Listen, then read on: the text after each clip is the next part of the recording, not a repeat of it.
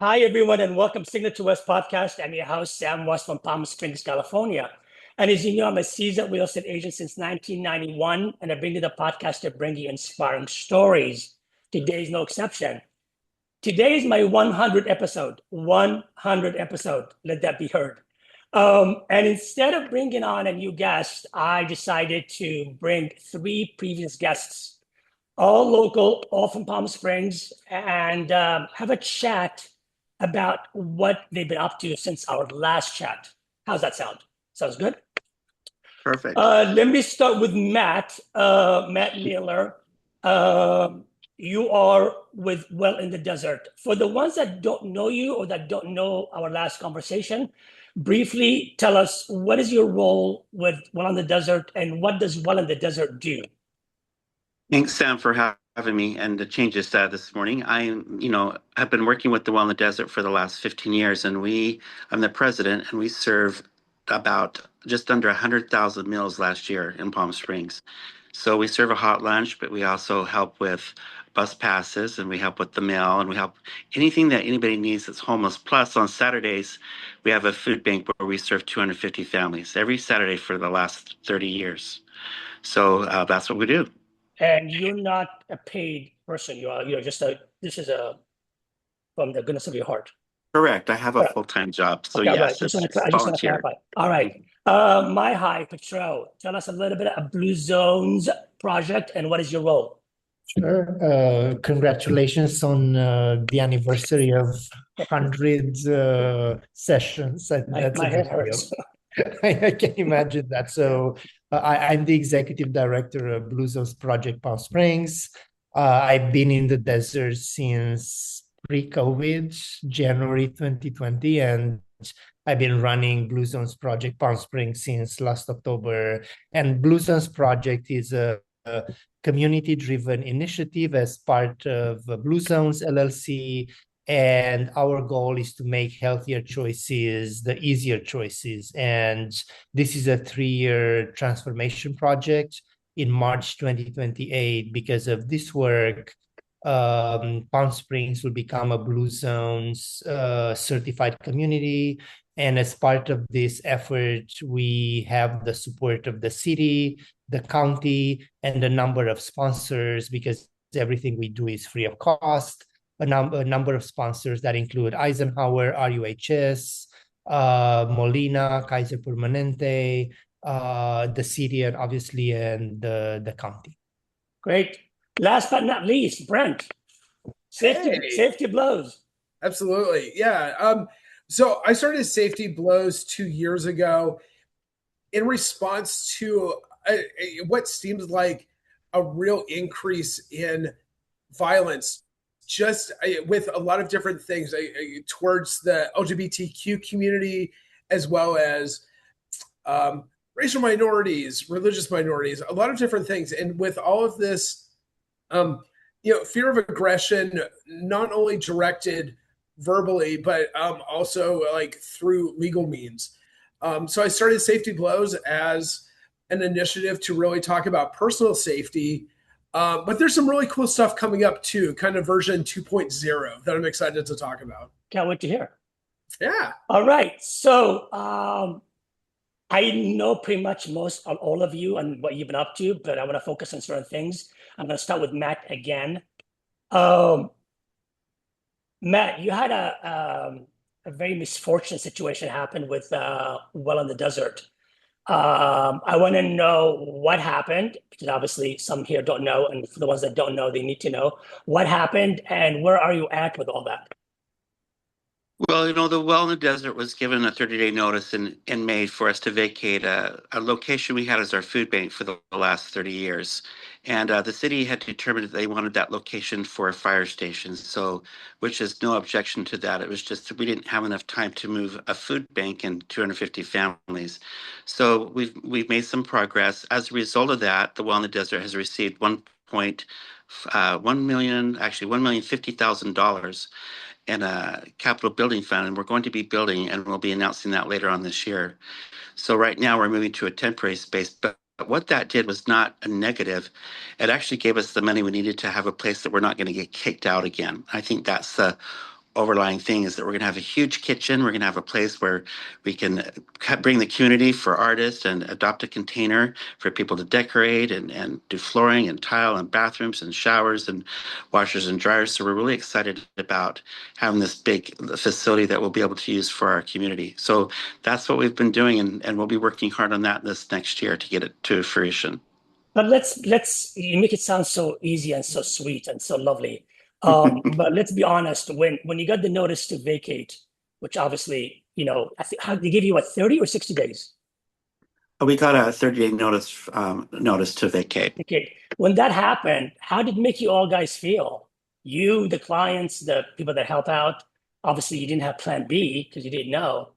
How did it make you feel? Well, so it was really sad. It was horrible that we had been in that location for 20 years. And it wasn't that the location was so great because the building was falling down. And we did get a really good deal on rent and we made it work. It wasn't our ideal thing. So at the end of the day, they made a mistake. And obviously they made a mistake or we wouldn't be, given until August 12th to move. And so I just didn't like the way that it was handled. It could have been handled in a more professional way.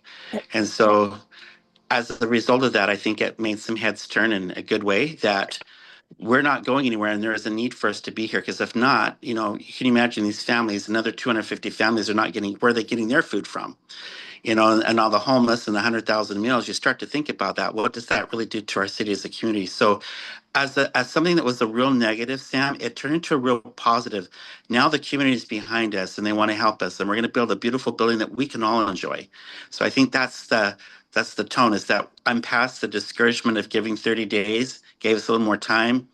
And things kind of happen sometimes for a reason. I think this is one of them. Surely true. And how you got also donations from private donations that you don't know where they came from? Was it We get that all, we get that all the time. We get people but that was a big chunk of money.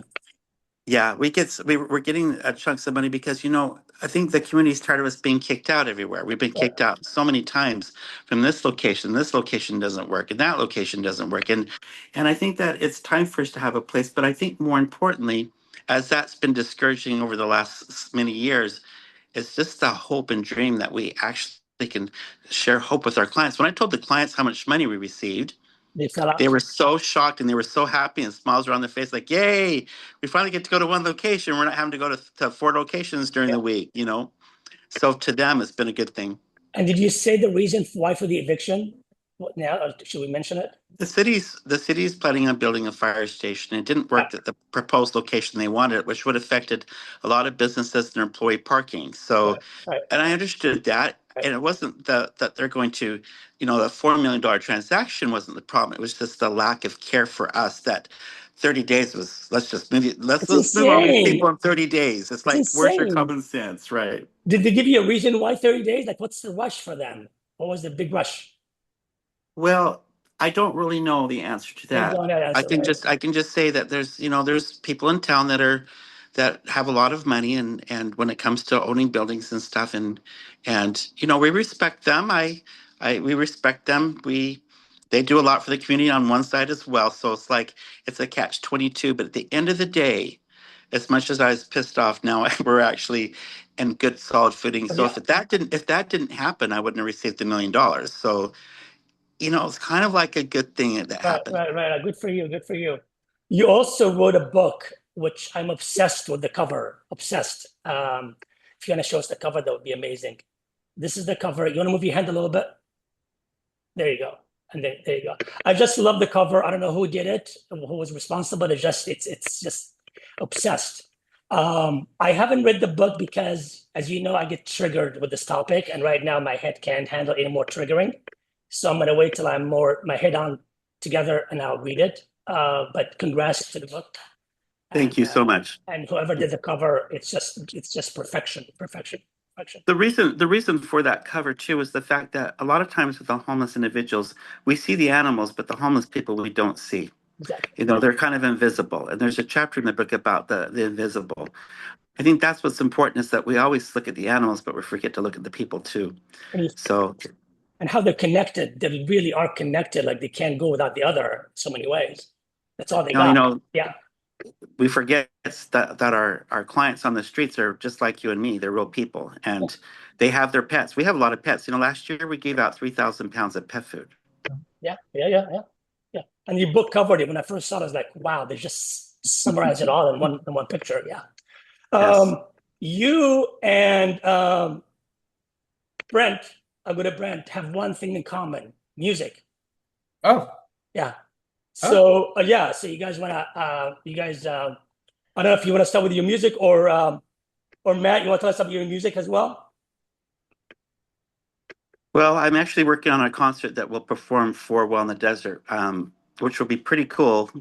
Putting plexiglass on my pool and having that the stage, with about 60 chandeliers. So I'll be showcasing that as a fundraiser. So I'm excited. I've been a musician my entire life, so I've been quiet about it. So after writing the musical about homelessness off the street, I went to going back to my own music and writing music for myself. And Brent, your music is where at this point? yeah. It's funny. It's funny when you hear people's names throughout, and I've heard Matt's name forever. The first time I actually get to see him, we have so many things in common. I've written a couple books. I've been a musician all my life as well, and I care about our community. It's wild. It's just, right. So we'll start our own band. We'll start a Oh boy my band. God. It's funny because, and I'm also writing a musical. Are you gay too? Oh my God. Oh, just a little bit. Is the Pope Catholic? I know. I'm kidding. No, but I mean, it's interesting. I think there's a balance that we all have to find in our lives between what drives us passionately in a lot of different ways. And if we all have a cause, if we have our friends, if we have our creativity and our passions, I think it's great. It's funny. Safety Blows is a passion project of mine. I have a full-time job. I'm a psychotherapist. I have a full caseload. So I get to help our bigger LGBTQ community as well through that. But, I have to make time for me. So it's good self-care. Yes. Music. Absolutely. I'm kind of the opposite. You do a lot of organic stuff with like the orchestral stuff. I do a lot of like sitting in my studio and writing 80s synth pop. I love stuff like Depeche Mode, Erasure, stuff like that. Well, Matt, you play the piano. Yes. Yeah. Yep. Oh, the piano starts with everything. That's why I wanted to learn piano, because from there you can do anything with music. Yes. Yeah. I want to thank you all. Sam, I have to take off for a flight. Before you go, if anybody wants to donate to Well in the Desert, where do they go? wellinthedesert.com. Okay. So there's a link there button which will take us to PayPal, or you can send a check to us. It's on our website, the address and phone numbers and stuff. And when is your next move to the next stage of this whole process? I'm moving expeditiously fast. It will be something that will be a shock. And so I'll let you know. It will be a great announcement that I think our whole community is going to be very proud to have. Yeah. No, very proud. Listen, it's all good. Yeah. I fell off my chair when I heard how much it came out. So let's not forget that I'm gay and a designer on top of that. So it's going to be beautiful. Oh, good. Yeah. All right. Thank you for being here. And a place for musicians. So we'll talk about that later. All right. Thank you. All right. Thank you, guys. Enjoy. All right. Bye-bye. All right, Brent, you're next. Oh, that's so funny. I love this connecting with good people. Sometimes I think we get in our own little bubbles, and we're all so busy that we just bounce around in our little sphere. So I think I love doing this, and I'm glad I didn't bring. I think it was a really great idea. No, I think it was an awesome idea for your 100th show to have people that you love, that you're passionate about the causes, and no, I think it's a really great idea. Right. So where are you at with Safety Blows? Okay, so Safety Blows, it's a little bit shy of 2 full years. We focus a lot in Palm Springs and Southern California, but we've got little chapters in LA, San Francisco, San Diego. We have a little group in Providence, Denver, and Dallas. And so it's getting out there. Okay. It's amazing when you're doing good work. It's amazing how people kind of gravitate towards you and say, how can we help? Right. It's good because as a lot of people know that like grant funding and stuff like that's really hard, especially in anything DEI, anything LGBTQ, anything minority. So, it's been great. So in the past 2 years, we've distributed almost 50,000 safety whistles, providing education about how to utilize them better, but then really driving people to the website, safetyblows.org, to talk about how to protect yourselves in different environments, how we party, how we might be online with people, How's that going? walking to our cars at night, stuff like that. How's that going? It's awesome. Okay. It's going well. The one thing that I've always wanted to do in being a therapist that I think is really lacking in this program is talking about emotional wellness and how so much of this aggression and hatred is really affecting us in a lot of different ways. Even in our own communities, I think there's some people that are so raw. They feel like they've been attacked, and throughout their lives, maybe they felt the same way, being marginalized, being pushed aside. I say the word is you haven't been heard. Yeah, absolutely. That's the word, you haven't been heard, and they're gonna lash out. Absolutely. Yeah, that's what I said. And so helping people either find support for that voice or encouraging them to be that voice, I think is important. So version 2.0 is going to be really neat. I've got some really talented people in my life that have been really helping me, and I need to get my head around it. Okay. So, being an executive director with all these other things, it's a challenge, but it's a fun challenge. Right. It takes a village. People think, putting you guys three of you together was a little bit of, finagle to put the time together. Right. Which of course I want to accommodate everybody. And of course, last minute things change, but yeah, we're here. Yeah. Oh, absolutely. What's 2.0 stand for? What it will be like? Oh, version 2.0, kind of like just being dorky. I mean, it's just kind of an internal thing I was thinking of. It's like a new attitude. It's a new version. New version. So there'll be a website redesign. There'll be a little bit of a branding redesign. But and then people want to get involved. We'll have merchandise. We'll have cool T-shirts. We're coming up with a bunch of new, fun, empowering slogans that are a little bit cheeky too. Because, sometimes these causes, although they're really serious, they don't always have to be in your face. They can be, right. They can be, they can make people smile. So one of our taglines that I've been using is loud, proud, and ready to blow.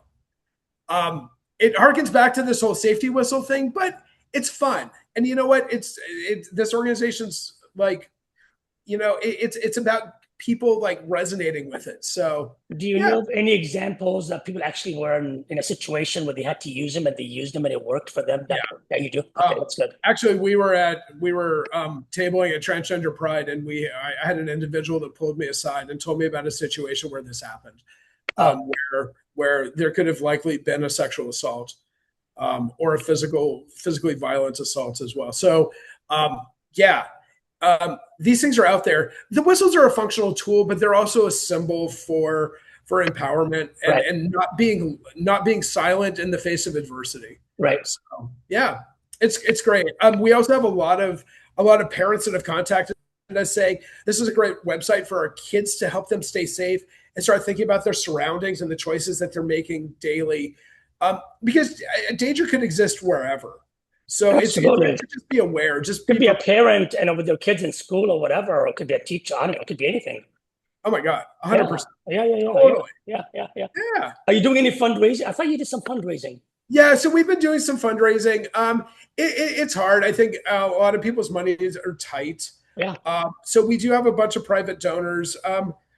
We've done. With fundraising, it's been a challenge, but we're small but mighty. Okay. So we're continuing to go. We will hopefully have a lot more opportunities. Okay. I mean, no big galas with like the swimming pool or chandeliers, right. But I hear you. Yeah. We're one of the new projects too is to develop a kind of a branded self-defense course that's really geared towards people of different ages and physicality. We want to make this program really really functional. So, if you're older, younger, shorter, taller, have mobility issues, we want to help people protect themselves. So it's not going to be like, karate where you're flipping somebody and throwing them across the room, but Right. designed to get you out of a situation so you can get away. Mobility issues. That's a good one. Yeah. It's a really good one. I like that. Yeah. Definitely. Well, good to hear. It's going along.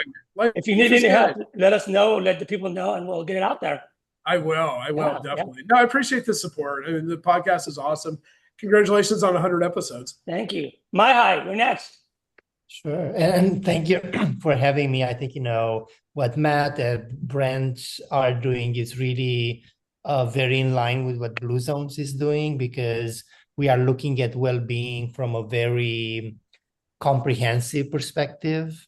Well-being is not only about food and walking and movement, it's all about safety, and it's all about access to food. It's all about really feeling that you're in a space where that is supporting your well-being. So I think, Brand would love to connect after the podcast and see Sure. how we can partner, because what Blue Zones does is really creating the infrastructure for community members, those in the community, whether full-time or part-time, have access to the right infrastructure to increase their well-being and increase the quality of life. And I think safety is such a major issue that we take for granted, especially in Palm Springs.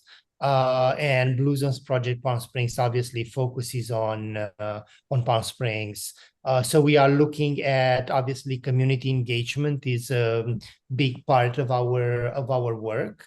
The second one, we call it Places, and that's where we work with restaurants, with grocery stores, with schools, with employers and employees as well, to educate them about well-being and what are some of the best practices and the things they can do to create that those opportunities, make sure that healthier choices are the easier choices in the community. And the third one is focuses on policies. We work with organizations like a lot of nonprofits, with the city, to really draft, push, initiate policies that are part of that well-being infrastructure that we are advocating for and supporting. Since we last talked in January, I think, or December, I think so.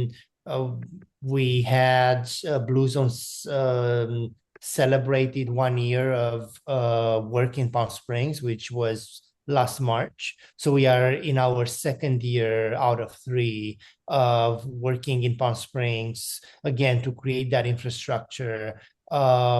We had the Palm Springs School District has become a Blue Zones approved work site. That means over 2,500 employees in Palm Springs and around Palm Springs have access and opportunities to improve their well-being approaches. And the school district has been such a major partner. The LGBTQ Center has become a Blue Zones approved work site. A number of communities, nonprofits have worked with us and earned that designation. And it's not only about earning that designation, it's really bringing them to work with us and creating that momentum in the community. So I think,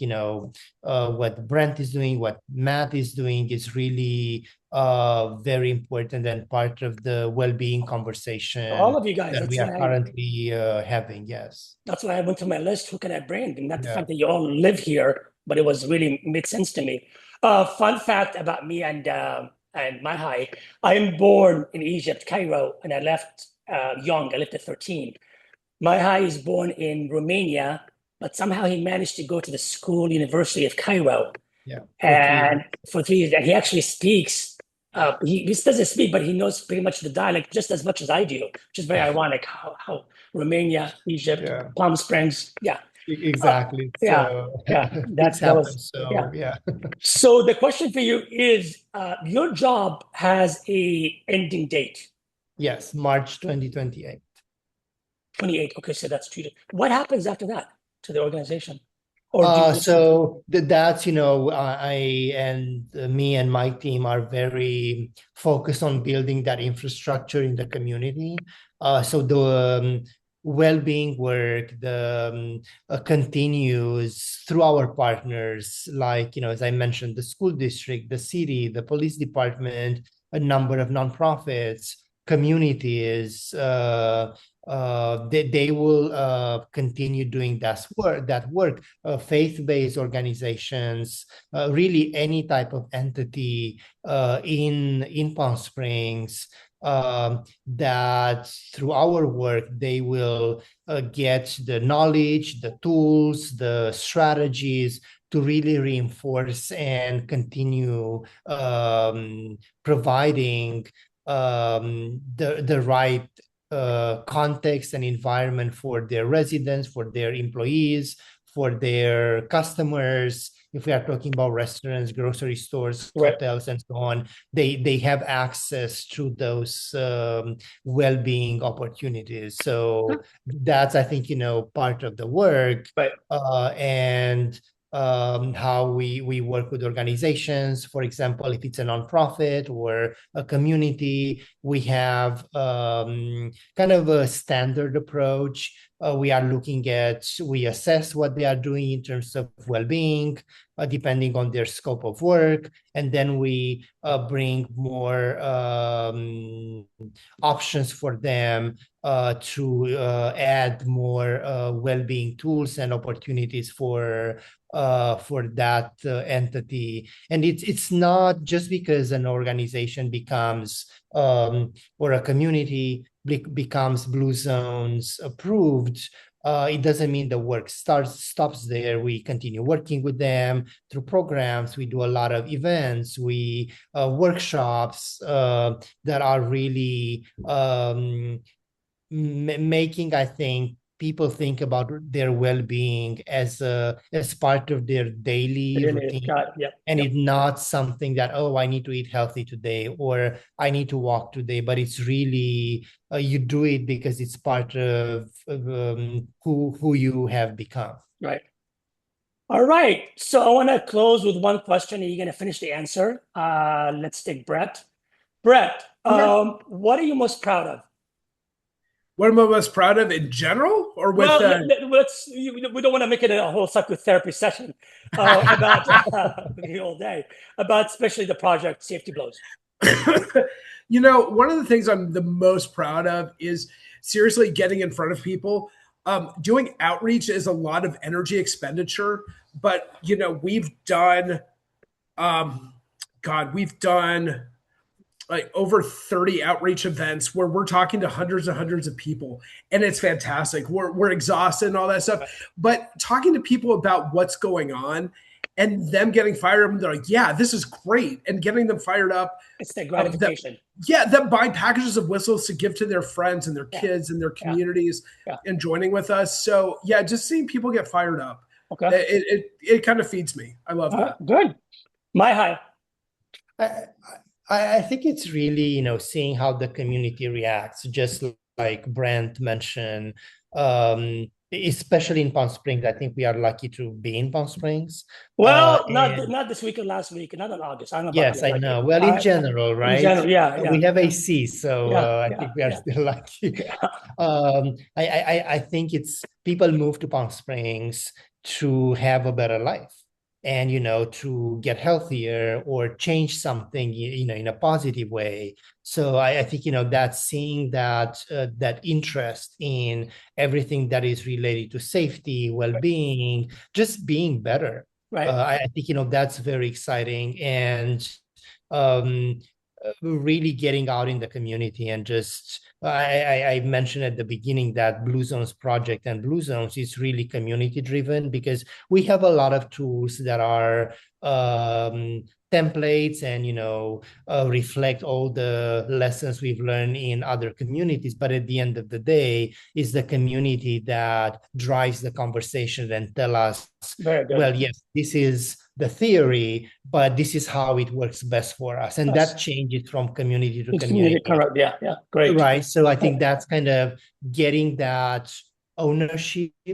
And I think one of our roles is really make the residents and the organizations, the partners that we work with, own what we are doing. Are you gonna miss it when you leave?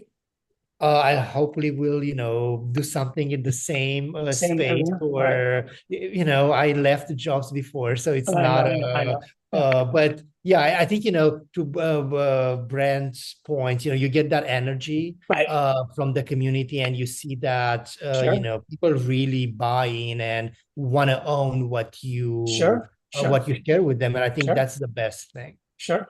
Just like in real estate. It's the same thing with a seller or a buyer. It's the energy. It's right. It's not the people chat. get excited about the house and they buy it. So and then you can that you hope that they'll enjoy being there. Right. Brent, you guys say something? No, you know what? I think it's really exciting. I mean, I love when people follow passion, and that's how things change in our society. I think if more people put energy into thinking about other people or other causes instead of, some of the other ways that they spend time, money, and energy, I think our society would be a lot better. Like Matt, I forgot to ask him that question. But Matt, if you know Matt is very involved in the housing, non-house. He actually knows them by name. He takes them to lunch. He's kind of like, hey, what's up? What are you doing today? So, and he's really connected to that, and that's why he wrote the book. And I wish I would ask him before he left. But yes, well, that's a wrap. That's awesome. Thank you. Thanks for having us back. Thank you for doing this. I'm really glad. I'm really happy that you all made it and got through the hurdle of timing and all of that. But thank you for being here so much. And for the ones that are listening and watching, I'll see you next Friday. So then, have a safe week. Take care, everybody. Thank you, Sam. Nice meeting you, Brent. Take care. You too. I'll call. Take care. Bye. Bye-bye.